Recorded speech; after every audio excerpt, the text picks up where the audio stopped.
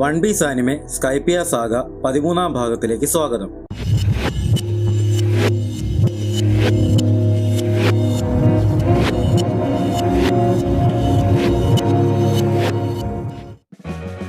ഓ ഇനി എവിടെ പോവാ സോറോ? ഈ വഴിക്കാ പടിഞ്ഞാറ്. ഈ ദിശാബോധമില്ലാത്തവനെ കൊണ്ട് തോറ്റല്ലോ. ലൂഫി ആ വഴിക്ക് നടന്നു. പടിഞ്ഞാറോ? അത് കിഴക്കല്ലേ എന്ന് ചോപ്പർ ചിന്തിച്ചു. എടാ ലൂഫി, നീ എന്നെ വേറെ ആരും പറയുന്നൊന്നും കേക്കാത്തെ? അസ്ഥികൂടത്തിന്റെ വലത്തെ കണ്ണല്ലേ? അപ്പൊ വലത്തോട്ട് പോണം മണ്ട എന്ന് സോറോ. രണ്ടുപേരും മണ്ടന്മാരായെന്ന് ചോപ്പർ. നമ്മൾ തെക്കോട്ടല്ലേ പോകുന്നത്, അവരോടത് പറഞ്ഞേക്കെന്ന് റോബിൻ പറഞ്ഞു. ലൂഫി അപ്പൊ ഒരു കമ്പ് കണ്ടെത്തി. ചോപ്പർ വന്ന് അവന്മാരോട് കാര്യം പറഞ്ഞു. അങ്ങനെ ലൂഫി, സോറോ, ചോപ്പർ, റോബിൻ എന്നിവരടങ്ങിയ ട്രഷർ ഹണ്ടിങ് ടീം തെക്കോട്ട് നീങ്ങി. ലൂഫി ആ കമ്പ് അവിടെ ഇവിടെ എല്ലാം വീശിയാണ് നടക്കുന്നത്. ചോപ്പറിന് അത് കണ്ട് കൗതുകം. ലൂഫി, അത് നല്ല കമ്പാണല്ലോ. ആഹാ, പിന്നല്ലേ, ഇത് തരത്തില്ല, വേറെ കണ്ടുപിടിച്ചോ. ആ ശരി. ചോപ്പർ കമ്പ് തേടി ഓടി. ഞാൻ വിചാരിച്ചത് ഈ കാടെന്ന് പറയുന്നത് ഭയങ്കര പേടിപ്പിക്കുന്ന സ്ഥലമാന്നാ, പക്ഷെ അത്ര മോശമൊന്നും അല്ല കേട്ടോ. ചോപ്പ, നീ ഇന്ന് ഭയങ്കര ശക്തനാണല്ലോ എന്ന് ലൂഫി. ഈ 3 പേരുടെ കൂടെ ആയതുകൊണ്ട് എനിക്ക് പേടിക്കാനൊന്നുമില്ല. ചോപ്പറിന് അതൊരു ധൈര്യമായിരുന്നു. അവൻ ഭയങ്കര ഹാപ്പി. സത്യം പറഞ്ഞാല് ഇത് ഭയങ്കര ശോകമായിപ്പോയി. ഇന്നലെ ഈ കാട്ടിലൊന്നും ഇല്ലായിരുന്നു. ഒരൊറ്റ പുരോഹിതനും ഇതുവരെ മുന്നിൽ വന്നില്ല. എനിക്ക് നിന്റെ ഫീലിങ്സ് മനസ്സിലാകും ചോപ്പർ എന്ന് സോറോ. വിചിത്രമായ ആൾക്കാരാണല്ലോ, ഒരു അപകടം നടക്കണമെന്ന് ഇത്ര ആഗ്രഹമോ എന്ന് റോബിൻ. അപ്പോൾ കാട്ടിലെന്തോ അനങ്ങി. ചോപ്പർ അത് ശ്രദ്ധിച്ച് തിരിഞ്ഞു നോക്കി. അരേ, ആ വലിയ വേരിന്റെ പാറ്റേൺ എന്താ ഇങ്ങനെ ഇരിക്കുന്നത്? അപ്പോൾ അത് അനങ്ങാൻ തുടങ്ങി. ഇത് അനങ്ങുന്നു. എന്തനങ്ങുന്നു എന്നാ ചോപ്പറേ? ഒന്നുമില്ല.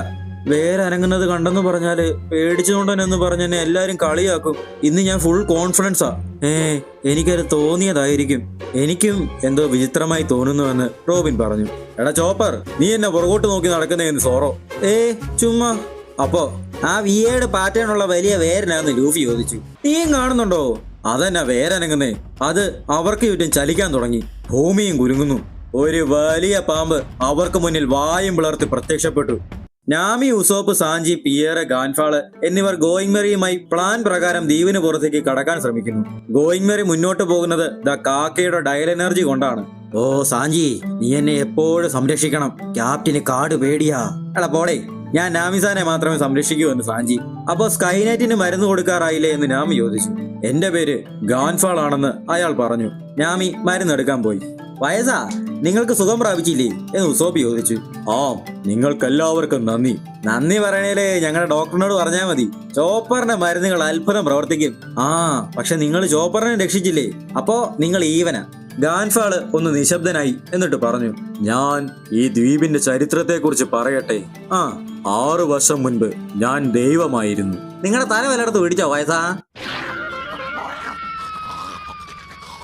നിങ്ങൾക്കറിയാവുന്നത് പോലെ 400 വർഷം മുൻപാണ് അപ്പറിയാഡ് സ്കൈപ്പിയയിൽ പ്രത്യക്ഷപ്പെട്ടു എന്ന് പറയുന്നത്. അതുവരെ സ്കൈപ്പിയ വളരെ സമാധാനം നിറഞ്ഞൊരു നാടായിരുന്നു. നോക്കപ്പ് സ്ട്രീം വഴി വല്ലപ്പോഴും മുകളിലേക്ക് വരുന്ന വസ്തുക്കൾ ആകാശത്തിലെ മനുഷ്യന്മാർക്ക് അമൂല്യമായിരുന്നു. ഇവിടെയുള്ള എല്ലാ വേർത്തുകളും അങ്ങനെയാണ് ആകാശദ്വീപുകളിൽ എത്തിയത്. പക്ഷേ അപ്പറിയാഡിന്റെ അത്രയും വലിപ്പമുള്ള വേർത്ത് അവിശ്വസനീയമായൊരു അത്ഭുതമായിരുന്നു. സ്വാഭാവികമായും ആകാശ മനുഷ്യർ സ്വർഗത്തിൽ നിന്നും കിട്ടിയ അമൂല്യ നിധി പോലെ സന്തോഷിക്കുകയും അതിനെ ആരാധിക്കുകയും ചെയ്തു. എന്നിരുന്നാലും വേർത്തിൽ താമസിച്ച തദ്ദേശീയരുമായി അതിനുള്ള അവകാശത്തിനു വേണ്ടിയുള്ള പോരാട്ടം ആരംഭിച്ചു. ആ തദ്ദേശീയരാണ് ശാന്തിയന്മാർ. ആ ഗറില്ലകളാണോ? അതെ. അപ്പോ അവര് ശരിക്കും ജായയിൽ താമസിച്ചവരാണോ എന്ന് സാഞ്ചിയും ചോദിച്ചു. അതെ, അവരുടെ ഇച്ഛയ്ക്കെതിരായി ദ്വീപിനൊപ്പം അവരും ആകാശത്തേക്ക് വന്നു. അപ്പോ അവരെ നിങ്ങൾ ഈ ദ്വീപിൽ നിന്നും പുറന്തള്ളിയല്ലേ എന്ന് നാമി. അതെ, ദുരാഗ്രഹം കാരണം ആകാശ മനുഷ്യർ ശാന്തിയന്മാരെ അവരുടെ മാതൃഭൂമിയിൽ നിന്നും പുറത്താക്കി. ഈ 400 വർഷങ്ങൾക്ക് ശേഷവും ശാന്തിയന്മാരും ആകാശ മനുഷ്യരും തമ്മിലുള്ള യുദ്ധം അവസാനിച്ചിട്ടില്ല. ശാന്തിയന്മാർ അവരുടെ മാതൃഭൂമി തിരികെ നേടിയെടുക്കാൻ മാത്രമാണ് ശ്രമിക്കുന്നത്. ഗാൻഫാള് പറഞ്ഞു. കഷ്ടമായി പോയല്ലേ. അപ്പൊ താനല്ലേടോ ഇവിടുത്തെ വില്ലൻ? ഉസോപ്പും സാഞ്ചിയും ഒരുമിച്ച് ചോദിച്ചു. അതെ, ശരിയാണ്. ഓ എന്റെ മരുന്ന്, നന്ദി. അപ്പോൾ എനറുവിന്റെ കാര്യമോ? ആരെ ഈ ഗോഡ് എനറു? നാമി ചോദിച്ചു. ഞാൻ ദൈവമായിരുന്നപ്പോൾ അവൻ ഏതോ ഒരു ആകാശദ്വീപിൽ നിന്നും പടയാളികളെയും നയിച്ചുകൊണ്ട് പ്രത്യക്ഷപ്പെട്ടു. എന്റെ ഡിവൈൻ സ്ക്വാഡിനെയും ശാന്തിയന്മാരെയും അവൻ തകർത്തു. അപ്പറിയാഡിന്റെ അധികാരം കരസ്ഥമാക്കി. അത് 6 വർഷം മുൻപായിരുന്നു. എന്റെ ഡിവൈൻ സ്ക്വാഡിലെ ഭൂരിഭാഗം ആൾക്കാരെയും എന്നൊരു തടങ്കലിലാക്കി അടിമവേല ചെയ്യിക്കുകയാണ്. അതിനെക്കുറിച്ച് എനിക്ക് കൂടുതൽ വിവരങ്ങൾ അറിയില്ല. പക്ഷേ ശാന്തിയന്മാർക്ക് ആര് ദൈവമായിരുന്നാലും അവരുടെ അവസ്ഥ മാറുന്നില്ല. അവർക്ക് തങ്ങളുടെ മാതൃരാജ്യം തിരിച്ചു കിട്ടിയാൽ മാത്രം മതി, ഗാൻഫാൾ പറഞ്ഞു. അവരുടെ ലക്ഷ്യം അത് മാത്രമാണെങ്കിൽ പിന്നെന്തിനാ ഞങ്ങളെ ആക്രമിച്ചത്? സാഞ്ചി ചോദിച്ചു. ഡിവൈൻ സ്ക്വാഡിലെ അംഗങ്ങൾ ചില സമയം കപ്പൽ മാർഗം രക്ഷപ്പെടാൻ നോക്കും. സ്വാഭാവികമായും ശാന്തിയന്മാർ അവരെയും ശത്രുക്കളായി കണ്ട് കൊല്ലാൻ ശ്രമിക്കും. ചിലപ്പോൾ നിങ്ങൾ അവരാണെന്ന് തെറ്റിദ്ധരിച്ചിരിക്കാം, ഗാൻഫാൾ പറഞ്ഞു. ഒരു പിഴവ് കാരണം ഞങ്ങളെ കൊല്ലാൻ നോക്കുന്നു, അതെന്തു പരിപാടിയാ? ഞാൻ സ്കൈനൈറ്റ് ആയതിന്റെ ഒരു കാരണം അത്തരം രക്ഷപ്പെട്ടു പോകുന്നവരെ മറ്റു ദ്വീപുകളിലേക്ക് സുരക്ഷിതമായി എത്താൻ സഹായിക്കാൻ വേണ്ടിയാണ്. കുറ്റവാളികൾ എന്ന നിലയ്ക്ക് എനലിന് സ്വാധീനമുള്ള സ്ഥലത്ത് അവർക്ക് തുടരാനാവില്ല. പറഞ്ഞത് കേട്ടിട്ട് ഈ ഗോഡനെറു ആൾക്കാരെ പേടിപ്പിക്കാൻ നടക്കുന്ന ഒരു തെണ്ടിയാണല്ലോ എന്ന് സാഞ്ചി. മണ്ട മണ്ട മണ്ട, നോക്കിയും കണ്ടു പറ, സർവശക്തനായ ദൈവം എല്ലാം കാണുന്നുണ്ടെന്ന് ഉസോപ്പ്. നീ എന്നെ ഈ സ്കൈപ്പിയന്മാരെ പോലെ പെരുമാറുന്നേ? ഇവൻ പറഞ്ഞത് കേട്ടോ? പേടിയല്ലേ? അല്ല, ഇത് അതിലും മോശമാണ്. നിങ്ങളെപ്പോലെ വെളിയിൽ നിന്നും വരുന്ന സഞ്ചാരികൾ കുറ്റവാളികളാണെന്ന് എനൽ സ്ഥാപിക്കുന്നത്. ശേഷം സ്കൈപ്പിയിലെ ജനങ്ങളെ ഉപയോഗിച്ച് ഈ യാത്രക്കാരെ പിടികൂടും. ഈ പ്രക്രിയയിലൂടെ ജനങ്ങളുടെ മനസ്സിൽ പാപം എന്ന ബോധം ഉടലെടുക്കും. സ്വന്തം പ്രവൃത്തികൾ കൊണ്ടൊരാൾ പാപം ചെയ്തെന്ന് തോന്നുമ്പോൾ അയാൾ ദുർബലനാകും. എനലിന് ഇതറിയാം. അവൻ അവരെ വഴിതെറ്റിയ കുഞ്ഞാടുകളായി കണ്ട് അവരെ നിയന്ത്രിക്കാൻ തുടങ്ങും. ശരിക്കും ഒരു ദൈവത്തെ പോലെ. തീർച്ചയായും അവൻ ശക്തനായ മനുഷ്യനാണ്, ഗാൻഫാൾ പറഞ്ഞു. ആദ്യമായി ഇവിടെ വന്നിട്ട് ഏഞ്ചൽ ബീച്ച് കണ്ടപ്പോ ഇതൊരു സ്വർഗമാണെന്ന് ഞങ്ങൾ കരുതിയത്. പക്ഷെ ഞങ്ങൾക്ക് തെറ്റി. ഇതെന്തോ സ്ഥലത്തേക്ക് ഈ സിറ്റി ഓഫ് ഗോൾഡ് പറന്നു വന്നത് എന്ന് നാമി പറഞ്ഞു. ഓ, അത് പറഞ്ഞപ്പോഴാ ഓർത്തത്. ഇന്നലെ രാത്രി മുഴുവൻ നിങ്ങൾ പറഞ്ഞുകൊണ്ടിരുന്ന ഈ സ്വർണം എന്ന സാധനം ശരിക്കും എന്താണത്?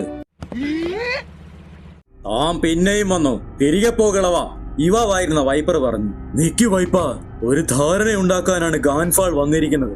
ധാരണയോ? പോകാൻ പറ. നിങ്ങൾ മാറി നിക്ക് ചീഫ്. 2 വയസ്സന്മാർ തമ്മിലുണ്ടാക്കിയ കോംപ്രമൈസ് ഞങ്ങൾ അംഗീകരിക്കണമെന്നാണോ? ഇത് കേട്ടോ ഗാൻഫാൾ, ഞങ്ങൾ ഒരടി പോലും വ്യതിചരിക്കില്ല. പോരാട്ടം അർത്ഥശൂന്യമാണെന്നാണ് നിങ്ങൾ പറയുന്നതെങ്കിൽ എന്നാ അതെല്ലാം തിരികെത്താ. പരമ്പരകളായി ഞങ്ങൾ ശാന്തിയന്മാരോട് നിങ്ങൾ എന്താ ചെയ്തതെന്ന് മറന്നുപോയോ? പിന്നെ ഇപ്പോൾ മാത്രം എന്താ സഹപ്രവർത്തിക്കണമെന്ന് തോന്നിയത്? വൈപ്പർ തർക്കിച്ചു. എനിക്കെല്ലാം തിരികെ തരാനാകില്ല. അപ്പറിയാടിലെ വേർത്ത് ഒഴിച്ചുകൂടാനാവാത്തതായി കഴിഞ്ഞിരിക്കുന്നു. അതിന്റെ അനുഗ്രഹത്തിന് ഇവർക്കെല്ലാം നന്ദിയുണ്ട്. ഈ നിരപരാധികളായ ജനങ്ങളിൽ നിന്നും എനിക്കത് പിടിച്ചുപറിച്ചെടുക്കാനാകില്ല എന്ന് ഗാൻഫാൾ പറഞ്ഞു. ആകാശ മനുഷ്യർ നിരപരാധികളാണെന്നാണോ നിങ്ങൾ പറയുന്നത്? ഇപ്പോൾ ഒരു യുദ്ധം നടക്കുന്നില്ലായിരുന്നുവെങ്കിൽ അത് ശരിയായിരുന്നേനെ. പക്ഷെ അങ്ങനെ അല്ലല്ലോ. വൈപ്പർ അരിശത്തിൽ ഗാൻഫാളിന്റെ കോളറിൽ പിടിച്ചു. നിങ്ങൾക്ക് സമാധാനം വേണമെങ്കിൽ അതിനുള്ള വില തരണം. തന്റെ 100 നിരപരാധികളുടെ തലവെട്ടി ഇവിടെ കൊണ്ടുവാ. എനിക്കത് ചെയ്യാനാകില്ല. എന്നാ നമ്മുടെ ധാരണ ഇവിടെ വെച്ച് നിലച്ചിരിക്കുന്നു. ഇരിക്കപ്പോ. നിക്ക് വൈപ്പർ, ഗാൻഫാൾ വൈപ്പറിനെ വിളിച്ചു. എന്റെ പേരെങ്ങനെ തോന്നും വിധം പറയരുത്. എനിക്ക് പംകിൻ ജ്യൂസ് ഇഷ്ടമാണ്. അത് കേട്ട് വൈപ്പറിന് അതിഭീകരമായ അരിശം വന്നു. തന്നെ ഞാൻ കൊന്നുകളയുമെന്ന് പറഞ്ഞ് വൈപ്പർ ആക്രമിക്കാൻ കുതിച്ചു. അതിനാൽ അവിടെ ഒരു ലഹള തന്നെ നടന്നു. അവിടെ ഉണ്ടായിരുന്ന ഒരു കുടിലിനകത്ത് കുട്ടി ഐസ അമ്മയുടെ കയ്യിലിരുന്ന് കരയുന്നുണ്ടായിരുന്നു. ഇവൾ ഭയങ്കര കരച്ചിലാണല്ലോ ചേച്ചി, ലാക്കി പറഞ്ഞു. ആ, ഗ്രാമത്തിൽ എന്തെങ്കിലും ഭീകരമായിട്ടുള്ളത് നടക്കുമ്പോൾ ഇവൾ എപ്പോഴും കരയും. വൈപ്പർ കാരണമാണോ? എനിക്കറിയില്ല. എന്നാലും ഇവിടുത്തെ പ്രശ്നങ്ങളുടെയെല്ലാം നടുക്കവൻ ഉണ്ടല്ലോ. നീ എന്താ അങ്ങനെ ചോദിച്ചത്? ഐസയുടെ അമ്മ ചോദിച്ചു. എനിക്കും അവനെ പേടിയാണ്. അവൻ ഒരു ചെകുത്താനെ പോലെയാണ്. ലാക്കി ചെന്ന് നോക്കിയപ്പോൾ ഐസയുടെ ബാഗിൽ നിന്നുള്ള വേർത്ത് നിലത്തെ ചിതറിക്കിടക്കുന്നതാണ് കണ്ടത്. വൈപ്പർ അതിനടുത്ത് നിൽക്കുന്നുണ്ട്. അത് ഐസയുടെ നിധിയാണെന്ന് ഞാൻ നിന്നോട് പറഞ്ഞതല്ലേ? എന്നാൽ ഓടി വന്ന ലാക്കിയെ ബ്രഹാം തടഞ്ഞു. മറ്റൊരു ചാൻസ് കിട്ടുമെന്ന് വിചാരിക്കേണ്ട. ഈ അവസരം ഞാൻ പാഴാക്കില്ല. തയ്യാറല്ലാത്തവർ ഇവിടെ തന്നെ നിന്നു. ഞാൻ അവരെ കുറ്റപ്പെടുത്തില്ല. എന്താ വൈപ്പർ, ഞങ്ങൾ എപ്പോഴും തയ്യാറാണെന്ന് അവർ പറഞ്ഞു. ഈ യുദ്ധത്തിനിടയ്ക്ക് താഴെ വീഴുന്നവരാരാണെങ്കിലും അവരെ ഉപേക്ഷിക്കാൻ നിങ്ങൾ തയ്യാറാണോ? വീണുപോയ സുഹൃത്തുക്കളെ മറികടന്ന് മുന്നേറാൻ കഴിയുന്നവർക്ക് എന്റെ കൂടെ വരാം. ഇന്ന് എനറുവിന്റെ തല ഞാൻ എടുക്കും. ഓടിക്കോ, ഇത് വലിയ പാമ്പാണ്. ആ വലിയ പാമ്പ് സ്ട്രോഹാറ്റികളെല്ലാം ഇട്ട് ഓടിച്ചു. ഇതിനെന്ത് വലിപ്പമാ, ഇതും ഇവിടുത്തെ പരിസ്ഥിതിയുടെ ഫലമാണോ എന്ന് റോബിൻ അതിശയിച്ചു. സോറോ തിരിഞ്ഞു നിന്ന് അതിനെ ആക്രമിക്കാൻ തയ്യാറായി. ഇതൊരുമാതിരി മുഷിയെ പോലെ ഉണ്ടല്ലോ, നിന്നെ വെട്ടി ശരിയാക്കപ്പെടാ ഞാൻ. പാമ്പ് ആക്രമിക്കാൻ കുതിച്ചു. സോറോ ചാടി. അത് നേരെ വന്നത് ലൂഫിയുടെയും ചോപ്പറിനും നേർക്ക്. അവന്മാര് ചാടി ഡോഡ്ജ് ചെയ്തു. ഈ വലിപ്പമുള്ള ജീവിക്ക് അങ്ങനെ ഇത്രയും വേഗത്തിൽ ചലിക്കാൻ പറ്റുന്നതെന്നോർത്ത് സോറോയ്ക്ക് അത്ഭുതം. കുതിച്ചു എന്ന പാമ്പ് കടിച്ചത് ഒരു വലിയ മരത്തിലായിരുന്നു. മരത്തിൽ പാമ്പിന്റെ കടിയേറ്റ ഭാഗം അതിന്റെ വിഷം കാരണം ദ്രവിച്ചുപോയി. നമ്മള് ഓടുന്നതോ നല്ലതെന്ന് തോന്നുന്നു. തീർച്ചയായും. എടാ വിഷത്തെ തൊടല്, അപ്പൊ തന്നെ ചാവൂ സോറോ വിളിച്ചു പറഞ്ഞു. പാമ്പിനെ കണ്ടപ്പോ മുതൽ ആവേശം കയറിയിരുന്ന ലൂഫി ശിഖരത്തിൽ പിടിച്ച് ഞാന്ന് നിന്ന് എന്റെ പിറകെ വാന്ന് അലറി. എന്നാൽ അത് മരത്തിന്റെ മേളിൽ നിന്ന് റോബിനെയാണ് ലക്ഷ്യം വെച്ചത്. അതവളെ കടിക്കാൻ ചാടിയപ്പോൾ റോബിൻ ഒഴിഞ്ഞു മാറി. മരത്തിൽ നിന്നും പൊട്ടി വിരിഞ്ഞു വന്ന തന്റെ കയ്യിൽ പിടിച്ച് ഞാലി റോബിനെ രക്ഷപ്പെട്ടു. അപ്പൊ വായ നോക്കിയെന്ന ചോപ്പറിനെ ശ്രദ്ധിച്ചെന്ന് ചോപ്പർ കണ്ടതും ചോപ്പർ കാറിക്കൊണ്ട് രൂപം മാറി ഓടിക്കളഞ്ഞു. ഓക്കെ, ഞാനിപ്പോ അതിന്റെ വാലിന്റെ അടുത്തായിരിക്കും എന്ന് പറഞ്ഞു ചെന്ന സോറോ കറക്റ്റ് അതിന്റെ തലയുടെ മുന്നിൽ തന്നെ വന്നു നിന്നു. പെട്ട് പാമ്പ് അവനെ ഇട്ട് ഓടിച്ചു. ആകെപ്പാടെ ബഹളം. ലാസ്റ്റ് അവിടെ എല്ലാം ശാന്തമായി. ഇത് പ്രശ്നമാണല്ലോ. ഞങ്ങൾ പോകേണ്ട വഴിക്ക് ഞാൻ വന്നു, പക്ഷെ അവരാരും ഇവിടെ ഇല്ലല്ലോ. എല്ലാവരും വേർപിരിഞ്ഞു പോയോ? ഞാൻ മുന്നേ പോയി അവരെയും കാത്തിരിക്കണം, റോബിൻ ചിന്തിച്ചു. ചോപ്പർ വഴിതെറ്റി എവിടോ ചെന്നിട്ട് കാറിക്കൂവ് നടക്കാൻ തുടങ്ങി. എല്ലാവരും ഇത് എവിടെ പോയി? എന്റെ കണ്ണൊന്ന് തെറ്റിയപ്പോ ഇങ്ങനെ നടന്നു. എന്നാണേലും സ്വന്തം കാര്യം നോക്കാൻ അവർക്കറിയാം. എനിക്കെന്നായാലും മൊത്തം മാപ്പും ഓർമ്മയുണ്ട്. അപ്പോ വലത്തോട്ടാണ് പോകേണ്ടത്. സോറോ നേരെ ഇടത്തോട്ട് നടന്നു. യാരേ ഇവരെല്ലാം ഇത് എവിടെ പോയി? എനിക്ക് വഴി തെറ്റിയോ? എന്നാണേലും ഞാൻ ആ റൂയിൻസിൽ പോയി കാത്തിരിക്കാൻ പോവാ. നേരെ തെക്കോട്ട് പോകാനല്ലേ അവള് പറഞ്ഞത്? തെക്കെന്ന് പറഞ്ഞ ഒരു ചൂടുള്ള സ്ഥലം. എന്നാ ഈ വഴി. ലൂഫി ആ വഴിക്കും നടന്നു. ശാന്തിയന്മാർ ചലിക്കാൻ തുടങ്ങിയല്ലോ. പിന്നെ ബ്ലൂസി ആൾക്കാർ 2 ടീമായി പിരിഞ്ഞിരിക്കുന്നു. അത് പിന്നെയും വേർപിരിഞ്ഞ് ഒറ്റയ്ക്കൊറ്റയ്ക്കായിരിക്കുന്നു. സംഭവബഹുലമായ ദിവസമായിരിക്കുമെന്ന് എത്ര ആൾക്കാർ അതിജീവിക്കുമോ? എന്താണേലും സർവൈവൽ ഗെയിം ആരംഭിക്കട്ടെ. ശാന്തിയന്മാർ ആക്രമിക്കാൻ കുതിച്ചു. നമ്മൾ നേരെ ദേവാലയത്തിലേക്കാണ് പോകുന്നത്. എന്തൊക്കെ തന്നെ സംഭവിച്ചാലും നിൽക്കരുത്. നമ്മളുടെ ലക്ഷ്യം ഒന്നേ ഒന്നാണ്, എനാലിന്റെ ശിരസ്. ഗോയിങ് മെറി മിൽക്കി റോഡിൽ കൂടി വെളിയിലേക്ക് പോവുകയായിരുന്നു. നിങ്ങളെ ഞാൻ ആദ്യമായി കണ്ടപ്പോൾ സ്കൈ കോമ്പാറ്റ് അറിയാത്ത ബ്ലൂസി ആൾക്കാരെ സഹായിക്കാനാണ് ഞാൻ വാടക പോരാളി ആയെന്നല്ലേ പറഞ്ഞത്? ഗാൻഫാൾ പറഞ്ഞു. സ്കൈ കോമ്പാറ്റോ? അതെന്നാ ഉസോപ്പ് ചോദിച്ചു. ഓ, അങ്ങനെയാണെങ്കിൽ ഒരു വീപ്പയും അതിന്റെ മുകളിൽ ഒരു ഡയലും അവർ വെച്ചു. എന്നിട്ട് ഉള്ള ശക്തിയെല്ലാം എടുത്ത് അതിന്റെ മുകളിലടിക്കാൻ ഗാൻഫാൾ പറഞ്ഞു. സൂക്ഷിച്ച് വേണം സാഞ്ചി, ഡെക്കടിച്ച് തകർക്കരുതെന്ന് ഉസോപ്പ്. എന്നാൽ ഉള്ള ശക്തി എല്ലാം എടുത്ത് അടിച്ചോളാൻ ഗാൻഫാൾ പിന്നെയും പറഞ്ഞു. ശരി, അതാ വേണ്ടതെങ്കില്. സാഞ്ചി ചുറ്റിയ കൊണ്ട് ശക്തിയായി അടിച്ചു. എന്നാൽ വീപ്പ തകർന്നില്ല. എന്തുവാടേ കാണിക്കുന്നേ? വീപ്പയിൽ ഒരു വിള്ളല് പോലും വീണില്ലല്ലോ എന്ന് ഉസോപ്പ്. അല്ല, ശക്തി എടുത്തു തന്നെ അടിച്ചേ. പക്ഷെ ഈ ഷെല്ല് ആ ഷോക്കെല്ലാം അബ്സോർവ് ചെയ്ത പോലെ തോന്നുന്നു. ഇനി ആ ഡയലിന്റെ കിഴുത്തയുള്ള ഭാഗം ആ വീപ്പയിലേക്ക് ചൂണ്ടു, എന്നിട്ട് അതിന്റെ അപ്പെക്സിൽ അമർത്താൻ ഗാൻഫാൾ പറഞ്ഞു. സാഞ്ചി പറഞ്ഞതുപോലെ തന്നെ ഡയല് തിരിച്ചു പിടിച്ച് വീപ്പയിൽ വെച്ചിട്ട് അപ്പെക്സിൽ ഞെക്കി. ഉടനെ വീപ്പ ശക്തമായി പൊട്ടിത്തെറിച്ചു പോയി. സാഞ്ചിയും തെറിച്ചു പോയി വീണു. ശാന്തം. ഇതാണ് ഇമ്പാക്ട് ഡയൽ. ഇതിന് അതിനുമേലേൽക്കുന്ന ആഘാതങ്ങൾ അബ്സോർബ് ചെയ്യാനും അതുപോലെ തന്നെ പുറപ്പെടുവിക്കാനും കഴിയും. സാധാരണയായി ബാൻഡേജുകൾ കൊണ്ടോ ഗ്ലൗസുകൾ കൊണ്ടോ ഇത് കൈവെള്ളയിൽ ഉറപ്പിക്കുകയാണ് ചെയ്യുന്നത്. നേരിട്ടൊരു ഹിറ്റ് കിട്ടിയാൽ സാധാരണക്കാരനായ മനുഷ്യൻ മരിച്ചു പോകും വിധം ശക്തമാണിത്. എടാ ഉസോപ്പെ, ഇതാ പന്ത് പോയി ഉപയോഗിച്ച് സട്ടോരി അവരെ ആക്രമിച്ചത് അവരോർത്തു. പക്ഷെ തനിക്ക് നേരത്തെ പറഞ്ഞ എന്നായിരുന്നു? പേടിപ്പിച്ച് കളഞ്ഞല്ലോ കിളവ. സാഞ്ചി ബഹളം. പുരാതനമായ ആകാശദ്വീപുകളിൽ ഇതിലും ശക്തമായ ഡയലുകൾ ഉണ്ടെന്നാണ് ഞാൻ കേട്ടിരിക്കുന്നത്. ഇപ്പോൾ നാമാവശേഷമായ റിജക്ട് ഡയൽ എന്നു പേരുള്ള ഡയലുകൾക്ക് ഇതിനേക്കാളും 10 ഇരട്ടി എനർജി പുറപ്പെടുവിക്കാനാകുമായിരുന്നു. പക്ഷേ ഇവ ഇരുതലവാളുകൾ പോലെയാണ്. കാരണം അതുപയോഗിച്ചാലുള്ള അമിതമായ പ്രത്യാഘാതം ഉപയോഗിക്കുന്ന ആളുടെ ജീവൻ അപകടത്തിലാക്കും. അതുകൊണ്ടുകൂടിയായിരിക്കാം അവയങ്ങനെ ഉപയോഗിക്കപ്പെടാഞ്ഞത്, ഗാൻഫാൾ പറഞ്ഞു. ഇതൊക്കെ ഇത്ര അപകടമായിരുന്നു? ഡയലൊക്കെ എല്ലാ ദിവസവും ഉപയോഗിക്കാൻ പറ്റുന്ന സാധാരണ സാധനങ്ങളാണെന്നാ ഞാൻ വിചാരിച്ചതെന്ന് നാമി. നല്ലതിനുള്ളത് ചീത്തയ്ക്ക് വേണ്ടിയും ഉപയോഗിക്കാനാവും. അതാര് എങ്ങനെ ഉപയോഗിക്കുമെന്നതിനെ അടിസ്ഥാനപ്പെടുത്തിയിരിക്കും. ഡയലുകൾ വളരെ ഉപകാരമുള്ള വസ്തുക്കളാണ്. അതുപോലെ പോരാട്ടത്തിലും ഉദാഹരണത്തിന് പാത്രം ചൂടാക്കാൻ ഉപയോഗിക്കുന്ന ഹീറ്റ് ഡയലിന് ഒരു കുന്തത്തെ ചൂടുള്ള നിയന്ത്രിക്കാൻ പറ്റുന്ന ഹീറ്റ് ജാവലിനാക്കാനും കഴിയും. പക്ഷിയുടെ വായിൽ വെച്ച തീ സ്റ്റോർ ചെയ്യാൻ പറ്റുന്ന ഫ്ലെയിം ഡയലുകൾക്ക് തീ തുപ്പുന്ന പക്ഷിയെ നിർമ്മിക്കാനും സാധിക്കും. ഇതാണോ സ്കൈ കോമ്പാറ്റ്? അതെ. ഡയലുകളെ പരിചയമില്ലാത്ത ബ്ലൂസി ആളുകൾക്ക് ഞങ്ങളുടെ വിദ്യകൾ എന്താണെന്ന് മനസ്സിലാവില്ല. ഈ അവസ്ഥ തന്നെയാണ് ഞങ്ങളുടെ പലതരത്തിലുള്ള ആർട്ടിഫിഷ്യൽ ക്ലൗഡുകളുടെയും കാര്യത്തിൽ. ആകാശത്തിലെ യോദ്ധാക്കൾ ഇത് പരിശീലിച്ച് പഠിച്ചതാണ്. അതിനെക്കുറിച്ചൊന്നും അറിയാത്തവർക്ക് പരാജയമാണ് വിധി. പിന്നെ ഞങ്ങളുടെ നീക്കങ്ങളെല്ലാം മുൻകൂട്ടി അറിയാൻ പറ്റുന്ന മന്ത്ര എന്ന് പറഞ്ഞ സാധനം എന്താ? സാഞ്ചി ചോദിച്ചു. മന്ത്രയല്ലേ, എനിക്കത് ഉപയോഗിക്കാനാവതില്ല. അതുകൊണ്ട് അത്ര നല്ലതായിട്ട് എനിക്ക് വിവരിക്കാനാവില്ല. പക്ഷേ അതൊരു കേൾവിയുമായി ബന്ധപ്പെട്ട കഴിവാണ് എന്നാണ് പറയുന്നത്. ജീവിക്കുന്ന സമയത്ത് മനുഷ്യ ശരീരത്തിൽ പലതരത്തിലുള്ള ശബ്ദങ്ങളും ഉണ്ടാവുമല്ലോ. അത് ശ്രവിക്കുന്ന കഴിവാണെന്നാണ് ഞാൻ വിചാരിക്കുന്നത്. ശബ്ദങ്ങളോ? അതെ. അവ ശ്രദ്ധിച്ചു കഴിഞ്ഞാൽ ഒരാൾ അടുത്തത് എന്താണ് ചെയ്യാൻ പോകുന്നതെന്ന് അറിയാൻ സാധിക്കും. ആ കഴിവ് കൂടുതൽ പരിശീലിച്ചു കഴിഞ്ഞാൽ ഒരു വലിയ ഏരിയയിലെ തന്നെ സംഭവങ്ങൾ അറിയാൻ കഴിയും. പുരോഹിതന്മാർക്ക് അപ്പറിയാട് മുഴുവൻ നടക്കുന്ന കാര്യങ്ങൾ കേൾക്കാൻ കഴിവുണ്ട്. എന്നാൽ ഇനലിന് ഈ 2 ദ്വീപുകളും മറികടക്കാനുള്ള കഴിവുണ്ട്. ഈ ശക്തികളെല്ലാം നിഗൂഢത നിറഞ്ഞതാണ്. അത് കാരണം ഈ നാട്ടിലെ ജനങ്ങൾക്ക് സമാധാനം നശിച്ചു. അവർ താഴെ ചെന്നു. അവർ കാത്തിരിക്കുകയാണ്. കമാൻഡർ യാമയുടെ 50 ഡിവൈൻ സോൾജേഴ്സിന് പുറമെ 3 പുരോഹിതന്മാരുടെ ഓർഡീലുകളുണ്ട്. ഗോഡ്, അങ്ങുന്ന് ഒരു യുദ്ധത്തിനുള്ള പുറപ്പാടല്ലേ ഇത്? ഇത്രയും കഠിനമാക്കേണ്ട ആവശ്യമുണ്ടോ? നമ്മൾ വെറും ശാന്തിയന്മാരെയും കുറച്ച് ബ്ലൂസി ആൾക്കാരെയും അല്ലേ നേരിടുന്നത്? ഭൃത്തൻ എന്നോട് ചോദിച്ചു. എത്ര കൊഴുക്കുന്നുവോ അത്രത്തോളം രസമായിരിക്കും ഉത്സവങ്ങളെല്ലാം. പിന്നെ നീ സ്കൈ കോമ്പാറ്റിന്റെ അന്തർഭവിച്ചിരിക്കുന്ന ശക്തിയെ വില കുറച്ച് കാണുകയാണ്. അതെന്താ? വൈകാരം നിങ്ങൾ കാണും.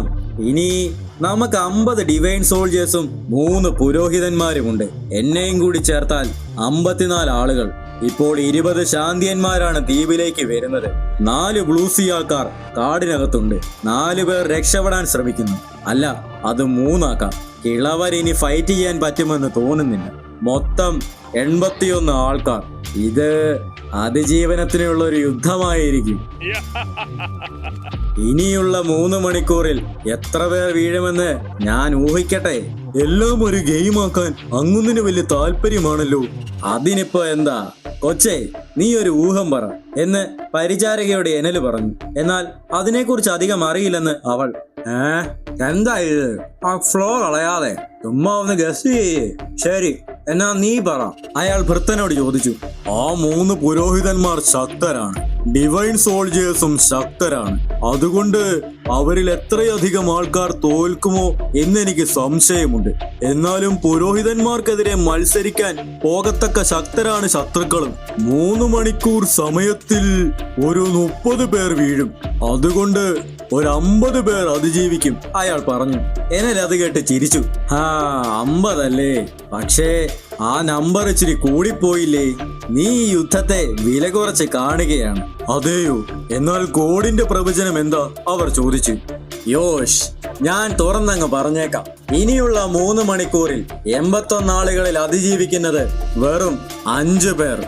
ഈ സമയം കുതിച്ചെത്തിയ ശാന്തിയന്മാർ അപ്പറയാടിൽ പ്രവേശിച്ചു. അവർ മിൽക്കി റോഡിൽ കൂടി മുന്നോട്ട് കുതിച്ചു. എന്നാൽ പെട്ടെന്ന് അവരെല്ലാം അന്തരീക്ഷത്തിൽ അനങ്ങാനാവാതെ നിശ്ചലരായി നിന്നുപോയി. അവർക്കാർക്കും കാര്യം മനസ്സിലായില്ല. യോ ശാന്തിയന്മാരെ, കൊള്ളാലോ. അവർക്ക് മുന്നിൽ ശൂരയും ഫൂസയും ഇരിപ്പുണ്ടായിരുന്നു. ഇങ്ങനെ മര്യാദയില്ലാതെ സ്വീകരിച്ചതിൽ ക്ഷമിക്കണം. നിങ്ങൾ പറയാതെ തന്നെ എനിക്കെന്റെ പേരറിയാം. നിങ്ങൾക്കിതൊരു പക്ഷേ മോശം വാർത്തയായിരിക്കും. എന്നാൽ ഇന്നലത്തേതിൽ നിന്ന് അപ്പറിയാടിന്റെ മൊത്തം ലേഔട്ട് തന്നെ മാറിയിരിക്കുകയാണ്. അനങ്ങാനാവുന്നില്ലല്ലേ? കുഴപ്പമില്ല. സർവൈവൽ റേറ്റ് വെറും 3% മാത്രമാണ് എന്റെ ഈ സ്ട്രിംഗ് ഓർഡീലിൽ. സ്ട്രിംഗ് ഓർഡീലോ? ശ്രദ്ധിക്കാൻ ഞാൻ പറഞ്ഞേനെ, പക്ഷേ ഒത്തിരി വൈകിപ്പോയിരിക്കുന്നു. സൂക്ഷിച്ചു നോക്കിയപ്പോൾ കമാക്കിരിക്ക് തന്റെ മുന്നിൽ നേർത്ത നൂലുകൾ കാണാനായി. നൂലുകളാൽ വലിഞ്ഞു മുറുകിയതിനാലാണ് അവർക്കാർക്കും അനങ്ങാൻ പറ്റാതിരുന്നത്. സ്ട്രിംഗ് ക്ലൗഡുകളോ? ഓ, നിനക്കറിയാമോ? കാണാൻ പറ്റാത്ത രീതിയിലുള്ള നേർത്ത സ്ട്രിംഗ് ക്ലൗഡുകൾ കൊണ്ട് നിറഞ്ഞിരിക്കുകയാണ് എന്റെ ഈ ഏരിയ. എന്നാൽ ഒരുമിച്ച് ചേർത്താൽ എന്തിനേയും പിടിച്ചു കെട്ടാനുള്ള ശക്തിയുമുണ്ട് ഇവയ്ക്ക്. ദ്വീപിൽ പ്രവേശിച്ചപ്പോൾ മുതൽ നിങ്ങൾ ഇവയെല്ലാം കൂട്ടിക്കൊണ്ടാണ് ഇവിടെ വരെ വന്നത്. ശ്രദ്ധിച്ചു നോക്ക്, നൂലുകൾ കൊണ്ട് വരിഞ്ഞു മുറുകിയിരിക്കുകയാണ് നിങ്ങളെല്ലാം. പക്ഷേ ഒരുത്തനൊഴിച്ച്. ശൂര വൈപ്പറിന് നേരെ നോക്കി. വൈപ്പർ മരത്തിന്റെ മുകളിൽ നിന്നും താഴേക്ക് കുതിച്ചു. ഫൂസയുടെ പുറത്ത് കയറി ശൂരയും. വൈപ്പർ ബസൂക്ക പൊട്ടിച്ചു. ശൂര അത് ഒഴിഞ്ഞു മാറി. അവൻ തന്റെ ഹീറ്റ് ജാവലിൻ ചൂണ്ടി വൈപ്പറിന് നേരെ കുതിച്ചു. എന്നാൽ മുകളിൽ നിന്നും വീണ വൈപ്പർ തന്റെ ആയുധങ്ങളെല്ലാം കളഞ്ഞ് നേരെ ശൂരയ്ക്ക് നേരെ വീണു. ശൂര ജാവലിൻ കൊണ്ട് വൈപ്പറിനെ കുത്തി. നീ എന്തിനാ നിന്റെ തോക്കും പടച്ചട്ടയും കളഞ്ഞത്? മണ്ടനാണോ? അന്താളിച്ചു പോയ ശൂര ചോദിച്ചു. വൈപ്പർ ശൂരയുടെ തോളത്ത് കൈവച്ചു. നിനക്കെന്നെ തോള് മതിയെങ്കിൽ അതങ്ങ് എടുത്തു. വൈപ്പർ തന്റെ വലത്തെ കൈ ശൂരയുടെ നെഞ്ചിൽ വെച്ചു. ഇമ്പാക്റ്റോ? ഇതിനെന്നെ തോൽപ്പിക്കാനാവില്ല. അല്ല, ഇതിന് 10 ഇരട്ടിയുണ്ട് വീര്യം.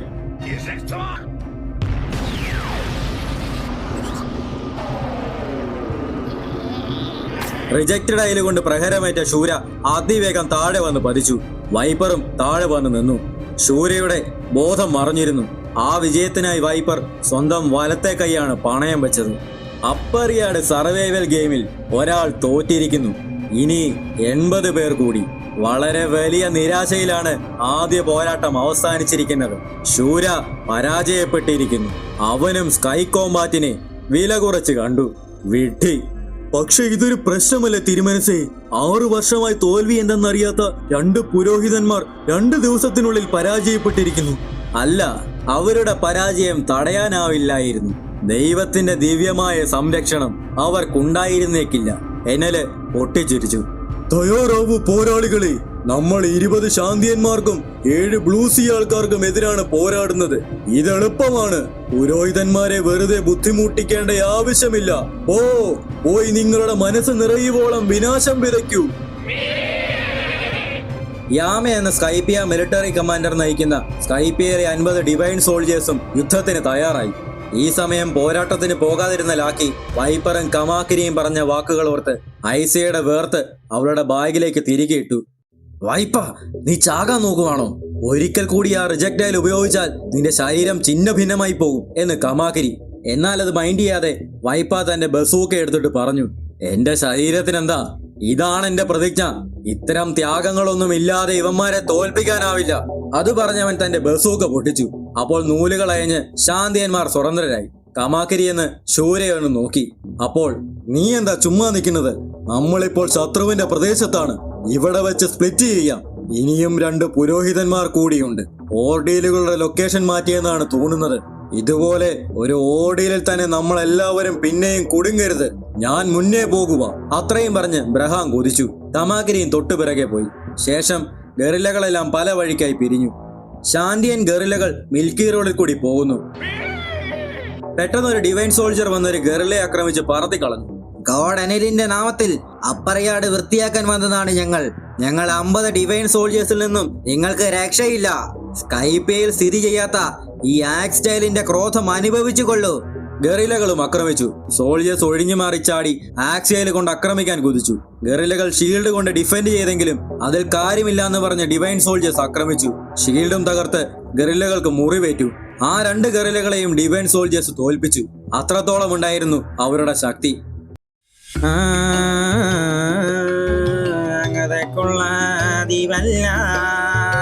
ചൂടണേ അയിനാപ്പിളവിള് പണ്ടയെല്ലാം പുകയുന്നേ എന്ന് വേണ്ട.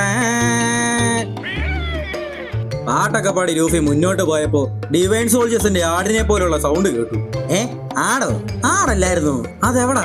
ലൂഫി ചുറ്റും നോക്കി. പെട്ടെന്നൊരു ഡിവൈൻ സോൾജർ അവനെ പിറകിൽ നിന്നും ആക്രമിക്കാൻ കുതിച്ചു. കാട്ടിലാടോ? ഒരൊറ്റ ഇടിക്ക് ലൂഫി ഡിവൈൻ സോൾജറിനെ ഇടിച്ച് പറത്തി കളഞ്ഞു. അവൻ 2-3 മരത്തിലാക്കി ഇടിച്ചിട്ട് നിലത്ത് വന്ന് തലയും കുത്തി വീണു.